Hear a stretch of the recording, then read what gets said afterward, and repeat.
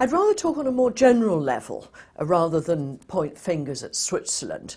Whether the move was the biggest in history, I'm not sure, but it was just ridiculously big for a major currency. That's the point.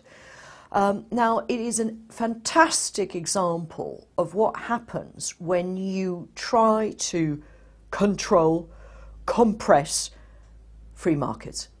And that's what the Swiss National Bank has been doing.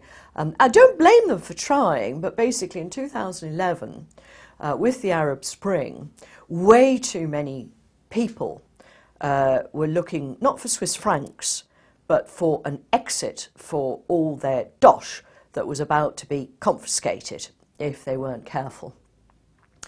And so the Swiss National Bank realised, because already then the moves into the Swiss franc were absolutely enormous, and it had created massive currency appreciation.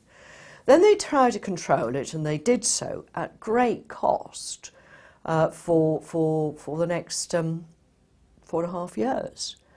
But it's like a coiled spring.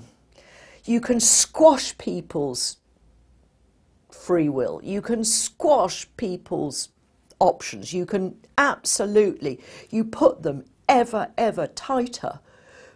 But one day the coil, the spring, will let loose. And because it's been so compressed, the move is in proportion. And we have that in technical analysis, where in a rectangle, as well as the height of the rectangle, you measure its length. That is the length of the coil, yeah, that you compress the market within a certain sphere for so long that when the cap or the floor goes, it goes in proportion to the length of time that it has been compressed.